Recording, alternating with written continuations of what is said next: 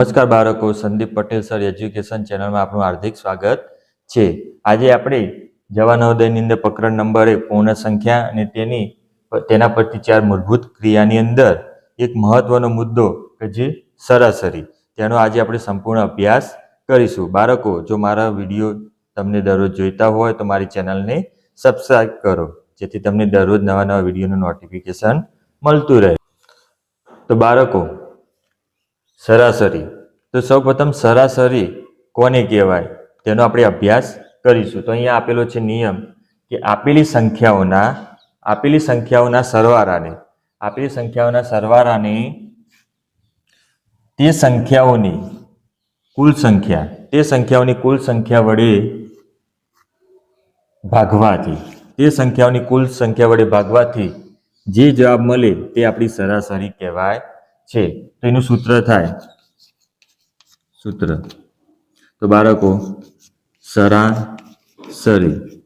સરાસરીનું સૂત્ર આપેલી કુલ સંખ્યાનો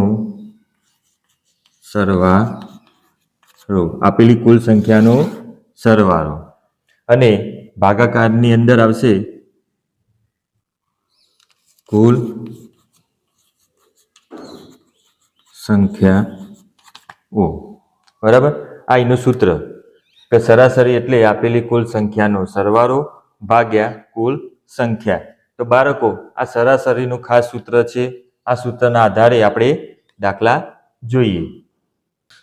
તો બાળકો, આપણે સરાસરીની અંદર અગાઉ નિયમ જોયા, તો આપણે એનું એક ઉદાહરણ જોઈએ। તો ઉદાહરણ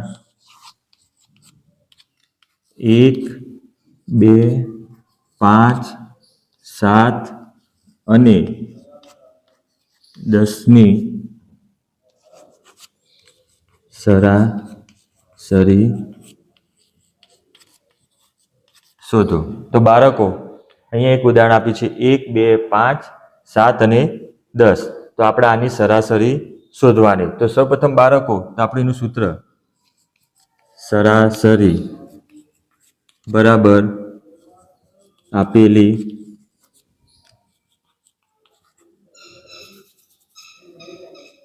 કુલ સંખ્યાનો સરવાળો ભાગ્યા કુલ સંખ્યા।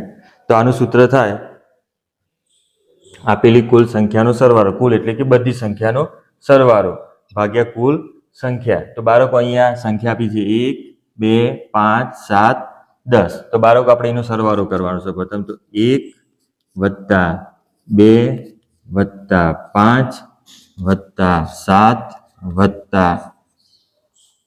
10। તો સૌપ્રથમ 1 + 2 + 5 + 7 + 10 એનો સરવાળો કરવાનો, ઉપર મૂકવાનો। અને અહીંયા શું કીધું છે? કુલ સંખ્યા। તો કુલ સંખ્યા કેટલી હતી? 1, 2, 3, 4 ને 5। તો આપણે ઉપરની જે સંખ્યા ખરી એને 5 વડે ભાગવાના। તો બાળકો, સૌપ્રથમ આપણે આનો સરવાળો કરવો પડે। જો તમને મૌખિક આવડતો હોય તો તમે કરી શકો, નકર તમે બાજુમાં પણ કરી શકો। તો 1 માં 2 ઉમેરીએ તો કેટલા થાય? 3। 3 માં 5 ઉમેરીએ તો 8। 8 માં 7 ઉમેરીએ તો 15। 15 માં 10 ઉમેરીએ એટલે આપણો જવાબ થશે ઉપરની સંખ્યાનો સરવાળો 25। તો 25 ભાગ્યા 5। તો 25 ને 5 વડે ભાગીએ તો આપણો જવાબ આવશે 5। તો આપેલી સંખ્યાની સરાસરી બાળકો 5 થાય। તો આ રીતે તમે દાખલા ગણી શકો। તો આના બીજા ઘણા બધા નિયમો છે, તેનો આપણે ઊંડાણપૂર્વક અભ્યાસ કરીશું।